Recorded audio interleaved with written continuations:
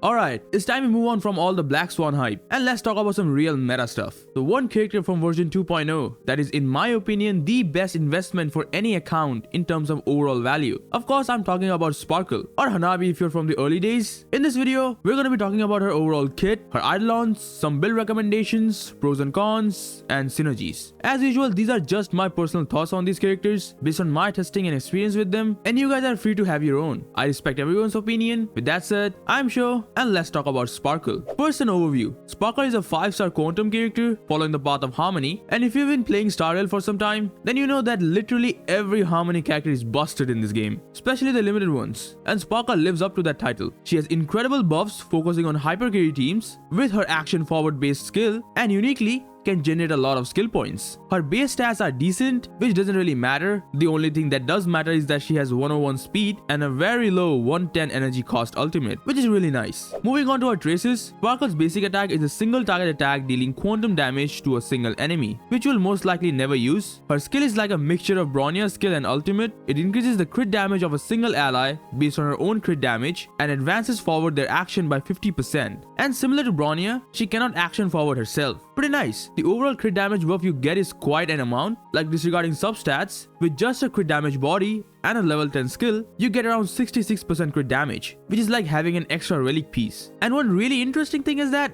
BRONYA with a level 10 skill gives 66% damage boost, which is kind of funny. Now before her ultimate, let's look at her talent first. While Sparkle is on the battlefield, max number of skill points is increased by 2. So like we can now hold up to 7 skill points. And whenever an ally consumes a skill point, all allies' damage is increased by 6% for 2 turns, stacking up to 3 times. So in total, an 18% damage boost for all allies. And for characters who consumes a lot of skill points, getting 3 stacks is gonna be a piece of cake. Finally, her ultimate instantly recovers 4 skill points for the team, and here the 7 max skill points cap comes in real handy. Also, she grants all her allies Cypher, which increases the damage boost of each stack you get from the talent by 10% for 2 turns. So like previously, each skill point used will increase the damage by 6%, but under her ultimate, now each stack will give around 16% damage boost. So at max stacks, we'll have about 48% damage boost for all allies. Lastly, her technique grants all allies stealth for 20 seconds, and while in stealth, characters will not be detected by enemies, similar to Zila's technique, and entering battle will recover 3 skill points, which is really nice, and also another reason why those extra 2 skill point slots are so helpful. Now when it comes to leveling her traces, you focus on her skill first, as that's the main part of her supportive kit. The amount of crit damage buff it gives thus depends a bit on the level, so I highly recommend maxing it out. Then the talent and the ultimate walks hand in hand. Both complement each other and hold similar value. Lastly, just leave the basic attack at level 1, like it doesn't really do anything except deal a bit of damage, and you probably won't be using it anyways. Now for her Ascension passives, her first Ascension passive is a nice energy boost. When using her basic attack, additionally regenerates 10 extra energy. So for people who don't know, basic attack generates 20 energy for the target and skill generates 30. So with this, her basic attack will also generate the same amount of energy, which is great for consistent rotations. Her second Ascension passive makes it so that the crit damage boost from her skill lasts until the start of the target's next turn, which might not sound that great, like it's not that it lasts for 2 turns, but the main thing here is for follow-up attack characters, as previously with 1 turn buffs like BRONYA skill, the buff won't last for the follow-up attacks, but with Sparkle that's not the case. Her third Ascension passive is the one that has most of the player base in a jiffy. It first increases attack of all allies by 15%, and then depending on the number of quantum type allies on your team, she increases attack by an additional amount. Now when you look at this, you would think that she is meant to be played with quantum characters. And you're right, but some of you think that she is meant to be played in only quantum teams, which is not true. Even with this passive, it's like just 5% of her kit. The rest of the 95% is universally good for any team. Anyways, for her stat bonuses, after maxing out her traces, she gets 28% HP, 24% crit damage, which is nice, and 10% effect res, which are great stats to have, as apart from building her with speed and crit damage, you want to build her with a decent amount of bulk and some effect res, so that she doesn't get CC'd that often. Overall, I think her passives are well designed, even with one of them being catered towards quantum element, but that doesn't make her worse on other teams. On to her Eidolons. Sparkle's E1 makes her ultimate last for 1 extra turn, so now it lasts for 3 turns, which allows it to have 100% uptime. And also, all allies with her ultimate's buff will have their attack increased by 40%, which again really nice as it targets the whole team. Her E2 makes it so that each talent stack allows her allies to ignore 8% of the enemy's target's defense when dealing damage to the enemies. At max stacks, it's like 24% defense ignore for all allies, is similar to Ruanmei's E1 but with about 100% uptime. This is a major damage boost for any team, may it be hyper carry or dual DPS. It's like around 18% damage increase. It's a solid Eidolon and probably the best early Eidolon for her. Her E3 and E5 increase the level of her traces, which does makes a slight bit of change as like her skill and her talent and stuff does scales with level a bit, but the difference is literally non-existent. Her E4 makes her ultimate recovers one more skill point and the talent additionally increases max skill point by 1, which is again another solid Eidolon. Lastly, E6, the crit damage boost effect from Sparkle's skill additionally increases by 30% of Sparkle's crit damage. That's mean at level 10, about 54% of her own crit damage, and also her skill's crit damage boost effect will apply to all allies currently with Cypher, which at this point should have 100% uptime. So like if you have an E6 Sparkle, she's no longer a single target focused support. She can buff her entire team. This is the most amount of damage increase she gets than any other Eidolon. It's like a 20% damage increase. Overall, I think her E6 is by far the most increase in damage, but her E2 is where I would say to stop, as it does enough to make her cracked, giving her the 100% uptime on her ultimate, and that defense ignore is all you'll ever need. Her E2 is definitely her best Eidolon in terms of value. Alright, now for some build recommendations. Starting off with the Relics. Like if you have built a BRONYA before, then you probably already know how to build her. Anyways, her best set is going to be the Hackerspace set. It's the perfect set for a support like her. It increases her own speed and her ally speed, which is super nice. The next in line is going to be a 4-piece Musketeer set. The 2-piece doesn't matter, but the 4-piece increases speed, and that's all that matters. Other than that, you can just take 2-piece Hackerspace for that speed and then just add any bulky set with it. May it be HP set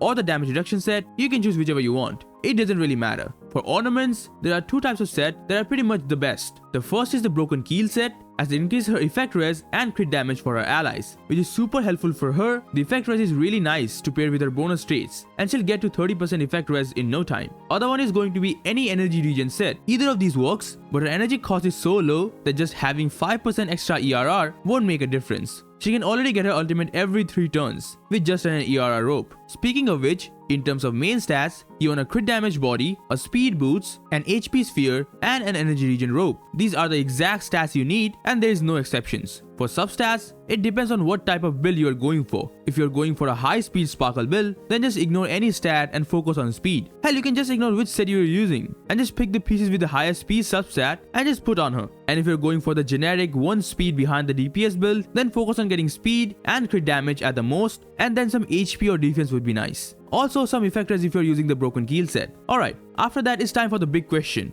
How much speed does Sparkle needs? Well, her goals are extremely similar to BRONYA's, but serves a different purpose. Since she only pushes forward 50%, if the character you're pushing is below 50% of Sparkle's action value, then that character will not take action immediately, like how BRONYA does. So for the 1 speed less than DPS build, usually it's like 130 to 133 speed. Her main goal is to just make your DPS faster and cycle more, not to make them take more turns per cycle. For a high speed Sparkle, her role is going to be to pull your DPS forward whenever she takes turns. This won't increase the number of turns they are taking, like BRONYA, but this will allow your DPS to always use an attack boot then a speed boot. It's like getting a simple push every turn. Of course, that doesn't mean you should build your DPS with 0 speed. Never build your DPS with 0 speed. Except if you're a Clara, you should have at least a few speed stats. And for this type of build, you want to aim for around 160 or more speed. Similar to how we speed tune BRONYA. It's the same thing but for different results. Of course, the best of the best is going to be over 200 speed, but that's unrealistic without any external buffs. Now for our Lightcones, her signature is top tier. It's insanely good on her. It increases crit damage and then provides more crit rate and crit damage to the whole team, which is kinda busted. It's a super DPS stat stick for any character in the team. This thing alone is like 20% damage increase for the whole team. And for the question, her Lightcone or her E1, I say go for a Lightcone, as her E1 is not something I'd recommend on its own. If you're willing to go for her E2, then that's where her Eidolons starts to shine. Apart from this, the only other 5-star that I would recommend is going to be BRONYA's Lightcone. It gives energy regeneration rate, which is really awesome, and it can allow her to get a 2-turn ultimate every other time. And it gives skill points and a damage boost for the next character that takes turn. Now this condition is only good for the fast Sparkle build that I just explained, because in that build, Sparkle is pulling the DPS to take the turn, and this is where the damage boost comes in real handy. The 1 speed slower build is not good with this Lightcone, as that will not allow Sparkle to make the DPS take turn. She will just help them cycle faster. so keep that in mind. For the 4-star options, well, there are 3 Lightcones that I would recommend. First is the Past and Future, which gives a similar damage boost as BRONYA's Lightcone, and since it's the same, it will also only work with a fast sparkle. The other one is going to be the Dance. It doesn't help with damage, but it's a really nice utility Lightcone for some more action forwards. The last Lightcone is the Battle Pass Lightcone. This is such a great Lightcone. All the buffs are great for both the team and Sparkle herself, so if you have the Battle Pass, then be sure to pick this one up. Any other options like the 3-star Meshing Cogs is not that good on her. Like, the only way to proc that is with her basic attack, and you want to skill as much as possible with her. Overall, her signature is miles ahead of others, with BRONYA's Lightcone being the second best, Past and Future being a great F2P Lightcone, and the Battle Pass Lightcone is great but premium option. For her rotations, it's as simple as it can get. You wanna go with the 3-turn ultimate rotation, with either skill or basics, cause with her passive giving 10 extra energy in her basic, both of them literally generates the same amount of energy, so it doesn't really matter what you do, use her skill or her basic attack. A perfect rotation is going to be a 3-turn ultimate. Of course, you want to use her skill all the time, but if your DPS is right after you and you want one skill point, then doing just basic attack will be fine.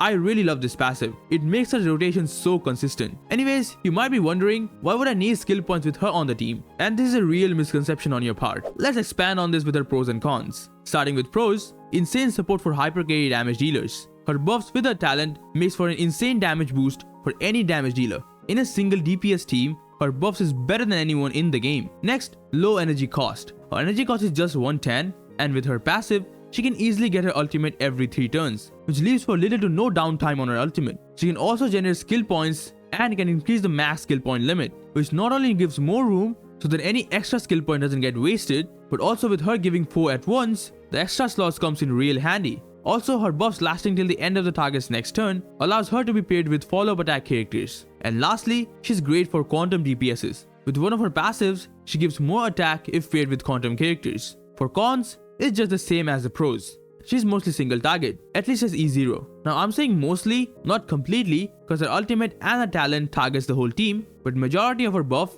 is focused on one character. She also doesn't have any defensive utilities. Like for BRONYA, whom she is mostly compared to, has a cleanse on her skill. So even if the damage dealer is debuffed, BRONYA can cleanse them, buff them, and bring them forward. But even though Sparkle's buffs are a bit higher, she does not have the utility that BRONYA has. Also, one of her passives catered toward quantum characters makes it a tiny bit niche or something. Well, she's already pretty niche as she can only be played as a hyper carry damage support, so it's not that off the mark. And finally, a bonus tip. This is neither pro or con, it's just a thought.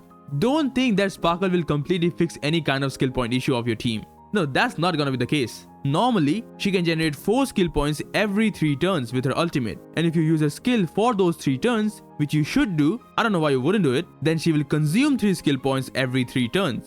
So on an average, she generates 1 skill point every 3 turns, which certainly makes her skill point positive, but not a skill point generating god or something. She won't allow your Lune to do level 3 basic attack every turn without proper rotations. That's never gonna happen, and you will still need to pay attention on your healer and how they are using their skill points and all. The only plus point that Sparkle has over BRONYA at this point is that despite both being top tier supports for hyper carry teams, one pays the price of heavy skill point usage to give those insane buffs, and one is skill point positive. That's how you should look at Sparkle as a character. And yeah, Ruanmei is still better. So if you skipped her because you thought Sparkle was better than her, well, suck on that, idiots! Anyways, finally, let's discuss some synergies. Now, as a support character, the most benefit one can get out of her are DPS characters. And the most prominent damage dealers that have really good synergies with her are of course Imbabile Lune and QQ. Both characters deal a ton of damage with the cost of high skill point usage, and Sparkle can help with that. Now I did specify that Sparkle won't just completely fix every skill point issue. It's not like with her on the team, you'll never have to worry about skill points. Nah, that's not gonna be the case. Instead, with her kit being skill point positive, you can finally use a hyper carry support like BRONYA without getting punished one way or another. Other characters that can pair well with her are going to be quantum characters like Zila or Shui. Even though she is not that SP hungry, but despite that, the buffs that Sparkle gives are top tier. Zila on the other hand needs a bit of help with skill points. Any other characters who consume skill points and have some kind of follow-up attack built into their kit can take full advantage of Sparkle. Erudition characters like Jingyuan or Argenti both want to prioritize using their skill every turn. And Jingyuan also has his Lightning Lord, and with Sparkle's buffs lasting till the next turn, his Lightning Lord won't run out of her buffs when taking turn. With all this in mind, some of the teams that come to mind are, of course, first is the highly praised Mono Quantum team. With her, we finally have a functional mono quantum team. Of course, the damage dealer can be swapped for any of these three, but it's finally a proper team. Other teams can be with characters like Imbibed Lune. This is also a solid team. With a slow Lune who is built solely for damage, Sparkle can help with his cycling and buffing him even more. Finally, some teams with our two men. Both can utilize Sparkle in various ways, and I can't wait for some good genuine showcases. That said, most of the damage dealers in this game can take full advantage of Sparkle, especially quantum characters. And the mono quantum team being finally completed is a huge W for all of you who've been waiting for this. And here is another take. Kyugi is better than Zila. Overall, Sparkle is a great Harmony character. Well, what did you expect? Every Harmony character is busted. In terms of overall value, she's on par with BRONYA. Both have places where they're better than the other. Like Blade, for example. He prefers BRONYA over Sparkle. Sparkle is great where you can't fully utilize the skill points she's generating. And as for Ruanmei, she is still the best overall Harmony character as of now. At least in my opinion. Of course, that doesn't mean you shouldn't pull for Sparkle. Ruanmei cannot make a mono quantum team, but Sparkle can. So if you're interested in that, and usually play heavy hypercarry teams, then I highly recommend picking her up. And that should be it. Thank you very much for watching. If you found this video helpful, drop a like and subscribe for more content like this from yours truly. It took some time to make this video, and I really hope you had fun watching it. Thanks again, and I'll see you guys in my next video.